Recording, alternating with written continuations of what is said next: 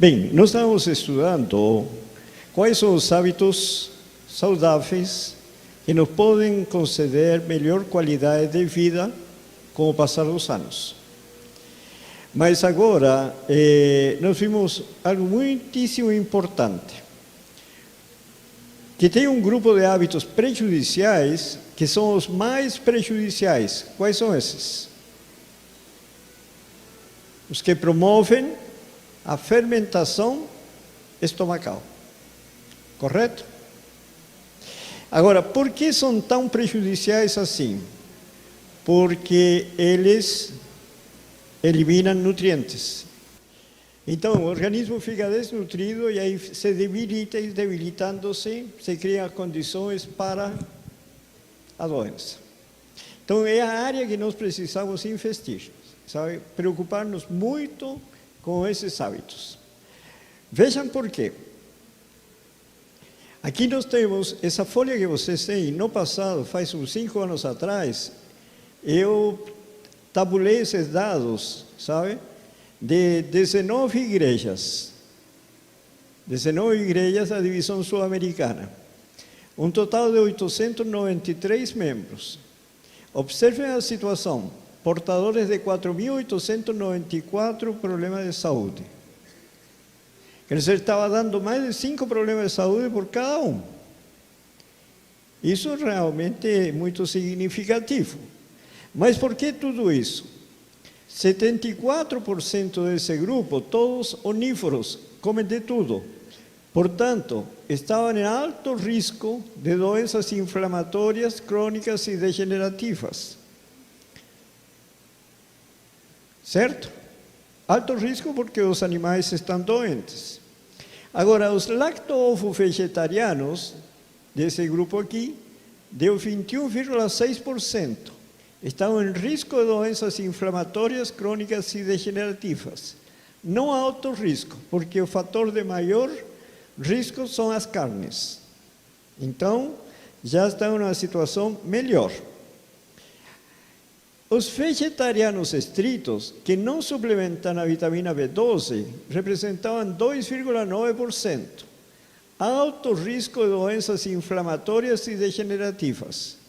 Já não são crônicas, porque a pessoa sem vitamina B12 acaba morrendo mais rápido. Então é um problema mais sério ainda.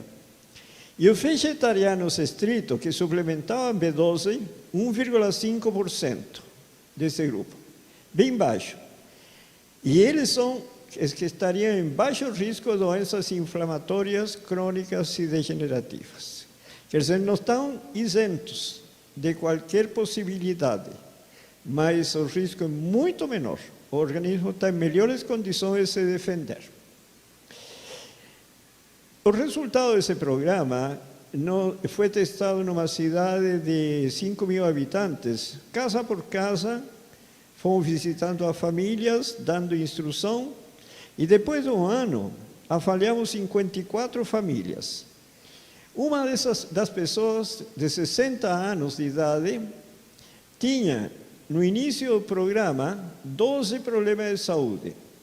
No final do ano, estava com 0. Ela estava há 13 anos com azia e dor de estômago, 30 anos com dores de cabeça frequentes, 32 anos com insônia, 5 anos nervosismo, 13 anos hipertensão, e assim sucessivamente. Como ela sabia? Quando morreu tal pessoa, começou isso. Quando nasceu uma tal filha, começou esse outro problema. Então, tinha uma relação das doenças dessa maneira. O interessante é que, num ano, caiu de 12 para 0. Ela tomava 210 comprimidos por mês. No final do ano, 0. Tinha pouca despesa em remédios, porque eram fornecidos pela prefeitura. O que ela fez? Dos hábitos prejudiciais, ela tinha todos esses. Tinha 3, 6, 9, 11. Tinha 11 prejudiciais. Sobraram apenas 4. Depois de eliminar esses 3, eliminou esse, eliminou esse, eliminou esse outro, eliminou esse outro. E esses 3 melhorou mais de 50%, quer dizer, caiu o consumo de carnes, caiu o consumo de ovos, queijos, maionese que ela usava, caiu o consumo de frituras. Resultado, caiu de 11 para 4 os hábitos prejudiciais presentes. Dos benéficos, ela tinha apenas 3, que fortalecem o organismo. Depois das orientações, ela acrescentou esses 5, acrescentou mais esses 3, melhorou esse mais 50%. Então, aqui tinha ausentes 1, 2, 3, 4, 5, 6, mais 6, 12. 12 ausentes que são prejudiciais e debilitantes. Mais os 11 que tinha prejudiciais presentes, dava 23 fatores prejudiciais da saúde. Nas mudanças que ela fez, ficou com 4 prejudiciais presentes e os benéficos ausentes ficou 1, 2, 3, 4, embora esse melhorado. 4 mais 4, 8. Caiu de 23 para 8. As doenças caíram de 12 para 0. Funciona ou não funciona? Por isso que a igreja, se aprender a usar essa folha de avaliação, pode fazer um trabalho muito grande na comunidade. Porque ela dá credibilidade. Você chega com a folha, faz a avaliação do estado de saúde, estilo de vida, dá uma orientação e visitam a pessoa depois várias vezes como está indo nas mudanças. Daí um tempo a pessoa vai falar, olha, não tenho mais isso, não tenho mais isso ou outro. E se resolvem problemas sérios, por exemplo, essa senhora tinha hipertensão, resolveu. Esta outra senhora, ainda, era uma senhora bem pobre, na época teve uma economia de R$42 por mês, porque diminuiu o consumo de açúcar, de café, diminuiu a conta de luz, que tomava banhos quentes, diminuiu o consumo de óleo, de ovos, remédios, pouco gastava, mas ao todo R$42 por mês. No ano, R$504, que isso representava na época $173, quer dizer, uns R$650 de hoje. Para uma pessoa pobre é significativo, de economia no ano. Esta outra senhora, 44 anos de idade, tinha 16 problemas de saúde, 20 anos com alergia, 26 anos com sinusite, 25 anos com azia, 22 anos com constipação, prisão de ventre, também se chama intestino ressecado, 22 anos com hemorroidas, 15 anos com enxaqueca, 20 anos com insônia, má memória, nervosismo, dores musculares e depressão, 20 anos. 14 anos com hipertensão, 14 anos com doença do coração, 22 anos com varizes e 20 anos com dor de coluna. Bom, dos 16 problemas, no final do ano sobrou varizes. Quando fizemos uma avaliação, casa por casa, nós avaliamos 54 famílias. Eu me fiz acompanhar do médico-chefe do Serviço de Saúde da cidade e 2 enfermeiras. Ele quase não falou, mas a enfermeira me falou, olha, se eu não estivesse presente, eu não acreditaria. Porque eles conheciam essas pessoas, porque davam atendimento, sabe? Semanalmente, cada 15 dias passavam no posto de saúde. E de repente se livraram de tudo isso. E o que fez esta senhora? Veja quantos hábitos benéficos tinha. Apenas 1. Quantos hábitos prejudiciais? Tinha 5, 7, 10, 12. 12, aqui estão faltando 18. Ou 17, perdão. 17.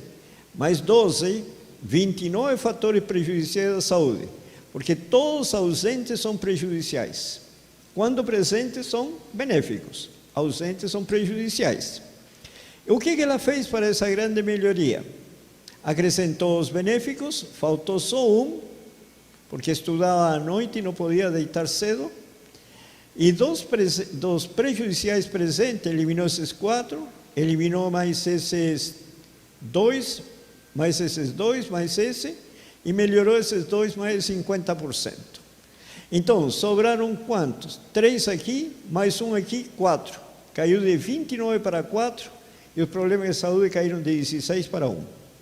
Vale ou não vale a pena fazer a mudança?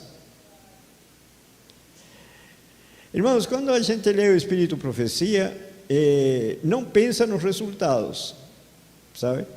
Mas quando você faz um estudo, como neste caso, e você confirma, realmente é surpreendente como a palavra de Deus é tremenda.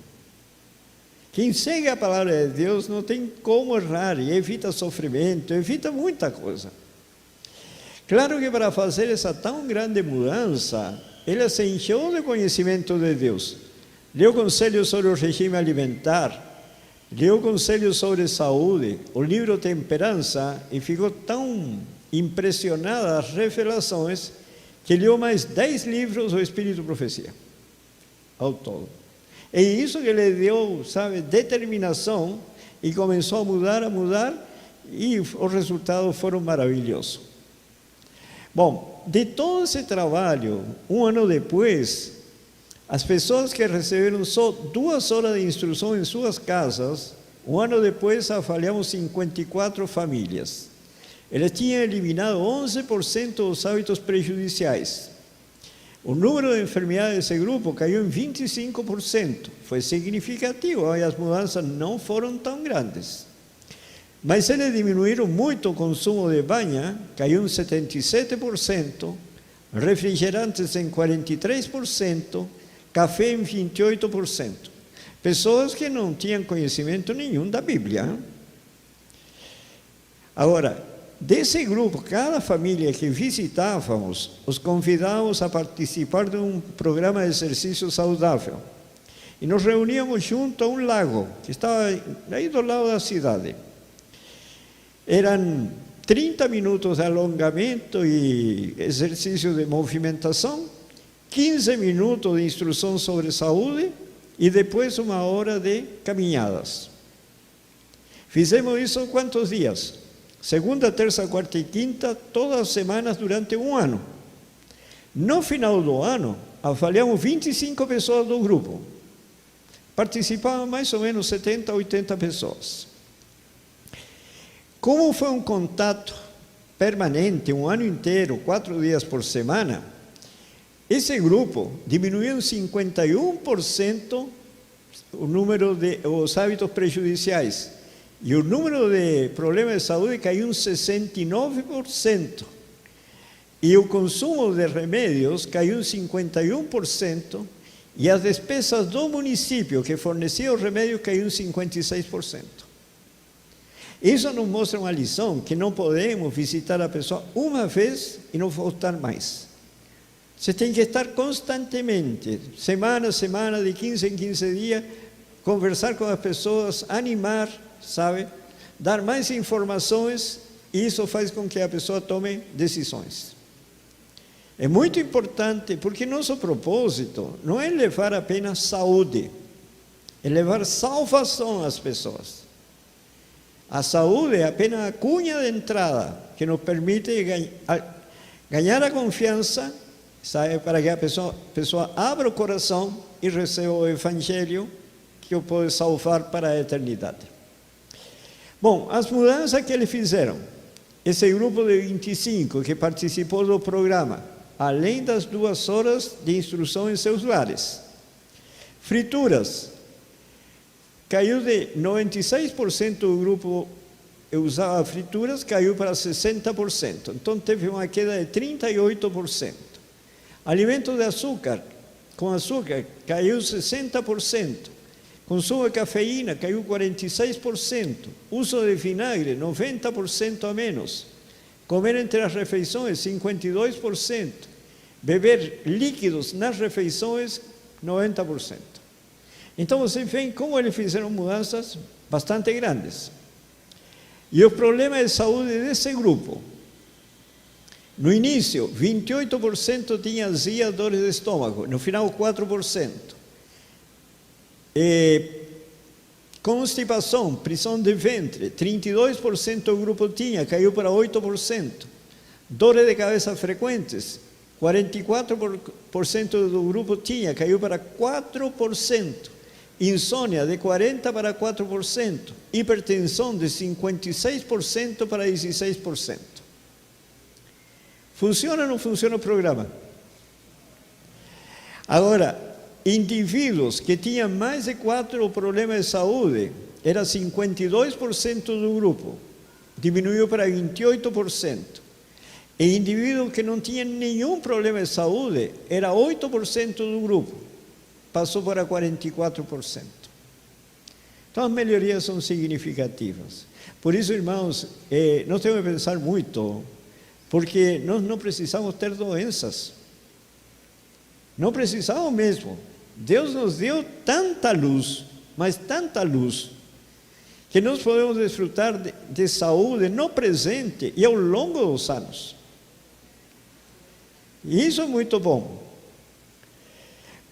O próximo, por favor.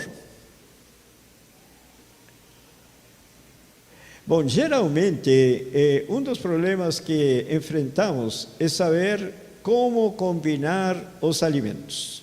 Não é assim?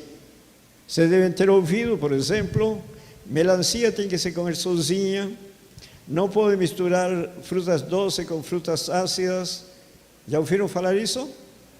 Que tem que comer fruta ácida à noite, frutas doces de manhã, que não podem comer 2 carboidratos juntos, quer dizer, se tem arroz e tem, como se chama, macarrão, não pode. Que mais? Comer só 3 azeitonas, eu acho que são 2 castanhas, enfim, uma série de restrições. Na verdade, não existem estudos científicos que dêem essas orientações. Geralmente são informações que passam de pai para filho, tá? Mas nós temos que ter uma referência para avaliar o que está certo ou o que está errado. Por quê? Pode ser que tem pessoas que se comem frutas ácidas e doces juntas, não digerem bem. Mas isso não significa que é uma situação, sabe, para todos. Porque depende do organismo. Vejam esses textos aqui. No uso dos alimentos, devemos exercer discernimento e bom senso. Ao percebermos que certo alimento não nos convém, mudemos a dieta, usemos menor quantidade de alguns alimentos, experimentemos outras preparações, logo saberemos o efeito que sobre nós tem certas combinações. E observem aqui, como seres inteligentes, usemos qual a experiência? A nossa experiência e discernimento para decidir que alimento mais nos convém. Pode ser que tenha pessoas que não digerem pepino, outros não digerem pimentão, outros não digerem repolho, e assim tem uma variedade. Mas imaginem que uma pessoa não digere bem pepino e estabelece isso como regra para todos, que pepino faz mal. Quer dizer, depende de pessoa para pessoa. Então, cada um tem que ver. Em casa, minha esposa gostava muito de fazer esse leite de... Não me lembro se era castanha ou amêndoas, esses leites aí. E todos os demais tomavam e ela tinha dor de cabeça. Aí ela ficou pensando por quê, como ela fazia isso. Batia as castanhas com a água, colocava a aveia também para dar mais consistência e depois fervia. Aí optou por ferver a água, bater com a castanha e a água fervida e colocar a aveia e servir o leite. Nunca mais doeu a cabeça. Mas os demais não tinham problema com água fervida ou ferver junto com a castanha. Então são particularidades do organismo que diferem de um para outro. Por isso não se pode estabelecer regras. Observe o que diz agora. Nossa comida deve ser de acordo com o clima em que vivemos e a ocupação em que nos empregamos.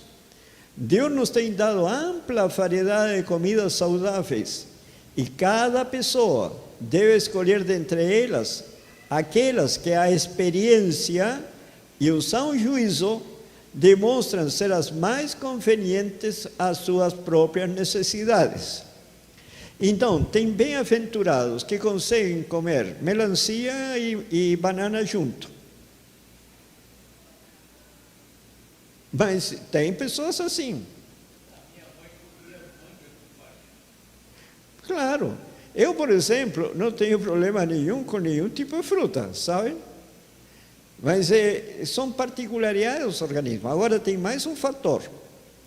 Quem mora em um clima quente, as necessidades de uma pessoa que mora em clima frio são diferentes.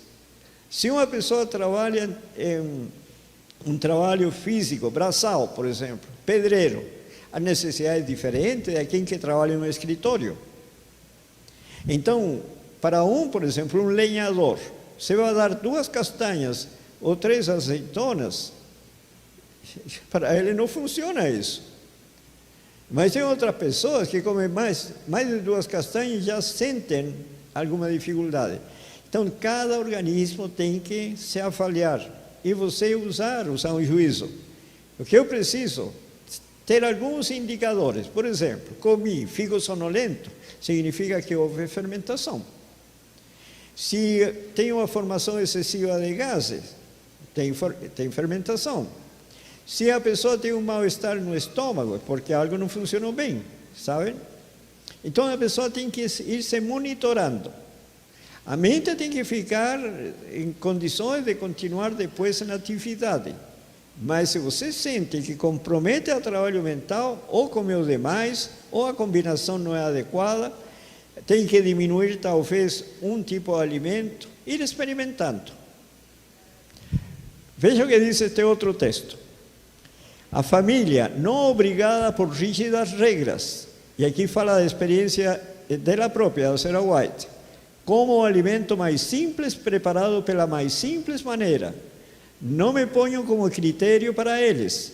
Deixo a cada um seguir suas ideias quanto ao que é melhor para si. Uma pessoa não pode ser critério para outros em questões de comida. E observem, impossível é fazer uma regra para ser seguida por todos. Há em minha família pessoas muito amantes de feijão, ao passo que para mim ele é veneno. Captaram a situação? Imaginem que se Ellen White tivesse escrito que feijão não era bom para ser comido, por quê? Porque ele fazia mal para ela. Então, cada um tem que se avaliar. Posso comer, então, frutas doces e ácidas juntas? Posso ou não posso? Não pode. Se faz bem para a pessoa, pode. É isso que está falando aqui. A pessoa tem que se avaliar. Tem pessoas que digerem perfeitamente bem abacaxi, banana e mamão. Mas tem outro que não. Posso comer macarrão e arroz juntos? E batata? Posso ou não posso? Pode, mas a pessoa tem que se avaliar. Tem que ver se esse alimento convém para ela. Estão surpresos ou não? Então, tudo isso vai depender muito, o tipo de trabalho. Uma pessoa, por exemplo, para um lenhador, em um lugar frio, precisa muito mais castanhas azeitonas que alguém que mora em um lugar quente e faz um trabalho no escritório. As necessidades são diferentes. Se você vê que está engordando, porque está comendo muita gordura. Se você percebe que o trabalho faz com que você emagreça, está comendo pouco. Então tem que ir se avaliando. Agora, as orientações que são comuns para todos os seres humanos, independentemente do clima, independentemente de tudo, são estas. O Senhor orienta a todo ser humano a comer até 3 vezes ao dia, porque fisiologicamente o organismo não consegue digerir mais refeições. E precisa ter intervalos de 5 a 6 horas entre as refeições, porque existe um tempo de digestão, um tempo de descanso do organismo e um tempo para preparar-se para receber novos alimentos. Então, ao todo, 5 a 6 horas, e aí está pronto para a próxima refeição. Mas para isso, necessariamente tem que comer cereais integrais. Não pode ter esse intervalo comendo arroz branco e pão branco. Aí não funciona. Porque a pessoa vai ter fraqueza, tontura, dor de cabeça, mal-estares, porque cai a glicemia no sangue. E aí precisa comer alimentos. Outra orientação do Senhor: é necessário que a nossa primeira refeição seja forte. E a terceira, leve. Forte porque vou iniciar as atividades, preciso combustível para funcionar, como um carro. À noite tem que ser leve, porque entra no descanso. E aí a orientação são frutas, pão integral ou um suco de fruta. Tem que ser bem leve. Beber muita água durante o dia, a partir de 2 horas da refeição e até meia hora antes da próxima refeição. Essas orientações são para todos. Não beber líquidos nas refeições. Por quê? Porque interfere no processo digestivo e aí promove a fermentação. Isso é válido para leites de castanhas, leite de soja, para cevada, sopas, mingaus, aguados, que mais? Vitaminas, todas formas líquidas. No Espírito Santo acostuma muito bater o feijão e colocam em cima do arroz. Então comem o arroz bem molhado. Isso facilita muito a ingestão. Aí ensaliva um pouco, sabe? E aí que o arroz fermenta. E aí vem a perda de nutrientes. Então, evitar líquido nas refeições. Não comer frutas e verduras na mesma refeição, porque a fruta digere rápido, a verdura é lenta. E esta permanece mais tempo do necessário, fermenta e coloca os outros alimentos em fermentação. Não comer nada entre as refeições, porque interfere no processo digestivo. Recomeça tudo. E aí temos os problemas da fermentação. Não comer em demasia, retarda o processo digestivo. Não comer alimentos suculentos e indigestos. Gente, quanto mais complicada a alimentação, sabe? Estrogonofe, por exemplo. Quanta coisa coloca no estrogonofe. Isso dificulta o processo digestivo. Então tem que ser simples, o mais simples possível. E aí você aproveita mais os nutrientes. Comer cereais integrais, evitar alimentos refinados. Por que é importante isso? Veja na refinação do trigo integral, quanto se perde de nutrientes. Vitamina B1 perde 86%, vitamina B2 70%, niacina 86%, ferro 84%, vitamina B6 60%, ácido fólico 70%, e assim vai. Cálcio perde 50%, fósforo, muito importante, perde 78%, cobre 75%, magnésio 72%, e assim vai. Perde mais de 70% dos nutrientes. Isso é válido para o trigo, para o arroz também. Por isso que é necessário comer integrais. Isso tem um significado tremendo na saúde. Nesta experiência em Singapura, a mortalidade infantil antes da Segunda Guerra Mundial era de 42%. Quais eram os problemas? Doenças infectocontagiosas. 42%. Aí um médico inglês foi trabalhar lá 10 anos, utilizando-se todo o conhecimento em salubridade, higiene, sabe? Orientando a população a usar água fervida, disposição de lixos, construção de poços longe das fossas sépticas, e assim conseguiu em 10 anos diminuir para 16% a mortalidade infantil. Foi um sucesso, 42% para 16%.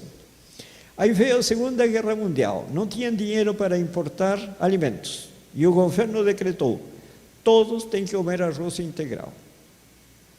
Resultado, em um ano, caiu a mortalidade infantil para 8%. Por que se adotaram essas medidas tão drásticas? Porque na refinação perde-se 30% em farelo. E é justamente onde estão os nutrientes, em maior quantidade. Então imaginem quanto prejuízo, sabe, nós temos se consumimos cereais refinados, arroz branco, pão branco. Eu os animaria, irmãos, uma das primeiras mudanças para melhorar a saúde é introduzir os integrais. Com isso você tem vários benefícios. Não precisa comer nada entre as refeições. Vai colocar muitos nutrientes no organismo e a saúde vai começar a melhorar rapidamente. Agora, na escolha dos alimentos, nós precisamos de energia. Observem quanta energia aporta o arroz integral, 76,5%, o milho, 70,1%, o trigo, 76%. Por quê? Porque são alimentos que foram projetados para fornecer energia. Enquanto se você compara com banana nanica, batata doce, batatinha, olha o aporte de energia, bem baixo, porque a função desses alimentos é outra. Fornecem minerais, vitaminas, sabe? Mas não é o foco principal fornecer energia. O feijão é um alimento muito importante, fornece bastante energia, 52%, é rico em minerais, vitaminas e também proteínas. Nós temos também proteína no arroz, temos proteína no milho, no trigo, mas são níveis baixos, comparados com os feijões, lentilha, ervilha, tem muito mais. Agora, a macaxeira, se comparado com a batatinha, qual seria melhor para usar como alimento? A macaxeira. Olha a quantidade de energia que aporta. Mas aqui tem um detalhe muito importante. Hein? Quando você cozinha, o estômago é um tecido elástico. Quando entra o alimento, esse tecido se estira e ele tem umas células chamadas de estiramento, que foram dimensionadas pelo Criador. Quando chegam a um determinado tamanho, emite sinais elétricos para o cérebro entende que o estômago já está cheio e responde com hormônios. E aí você tem esse sentimento de saciedade, certo? E aí você diz, já não dá para comer mais. Mas agora, você come essa macaxeira cozida, mais ou menos 70%, por mais que deixe escorrer, é água. Mais ou menos 70%. Então, se você come 1 quilo de macaxeira, você está aproveitando realmente 300 gramas, o resto é água. Tá? Agora, se você pega essa macaxeira, corta em tira, por exemplo, pedacinho, coloca numa assadeira, tempera bem, põe no forno e controla até ficar quase crocante. Com isso, evaporou a água. Você ganha mais macaxeira por quilo, porque eliminou a água. Então, você, por cada quilo de macaxeira assada, pode ser que tenha 400 gramas de macaxeira e 600 de água. Então, como você aproveita mais? Porque o comer é um trabalho. E esse trabalho tem que torná-lo o mais produtivo possível. A mesma coisa o macarrão. O macarrão, o que é? É farinha e água. Mas tem muita água. Se você cozinha o macarrão, coloca numa travessa, põe o molho de tomate em cima, enfim, tudo que coloca ali, rala a castanha do Pará, põe em cima, vai no forno e deixa evaporar a água, você ganha mais farinha por quilo de macarrão e fica muito gostoso, por sinal, sabe? E você aproveita mais os nutrientes. Porque afinal você tem que trabalhar da mesma maneira. Come um, come o outro. Mas qual é o propósito? Ter o máximo de nutrientes. Porque não é o propósito comer e colocar água no estômago. Tudo que é cozido vai com muita água, então o peso, porque o estômago funciona com peso. Para ele, 1 quilo assado, 1 quilo cozido, é a mesma coisa. Você estira as paredes, a célula de estiramento se estira, emite os sinais, o cérebro entende que está cheio. Funciona que nem uma boia. E aí você para de comer. Captaram? Como funciona o intestino grosso? Da mesma maneira. Você come fibras, tá, que vai no alimento, bebe água, se incha essas fibras, dá volume às fezes, estira as paredes, as células se estiram, emitem os sinais, o cérebro entende que chegou a hora de eliminar as fezes. Aí, quando a pessoa se posiciona em um lugar apropriado, aí vem sinais que movimentam a musculatura do intestino e elimina as fezes. Mas se a pessoa come refinados, não tem fibra suficiente, por mais que beba água, não dá o volume necessário para estirar as paredes, o cérebro não sabe que tem que eliminar e pode passar 2, 3, 4, 5, algumas pessoas 10, 15 dias e não vão no banheiro. Como resolver o problema? Alimentos ricos em fibras e beber muita água, fazer caminhadas, e aí você vai ter fezes volumosas, vão estirar as paredes e o processo funciona sozinho. Entenderam como funciona? É um projeto maravilhoso de Deus. Agora, interessante, as fibras existem solúveis e não solúveis na água. As que dão volume são as que não são solúveis na água, que é a fibra do trigo. Essa é que dá volume, tá? Do arroz. Então, quando bebe água, eles se incham e dão volume às fezes. E as fibras da aveia, que solúveis na água, dá maciez para facilitar a evacuação. E aí vocês podem desfrutar de saúde. Amanhã vamos começar aí. Podemos ou não podemos melhorar a saúde? Estão animados ou não? É porque feio que ficam assim como meio preocupados.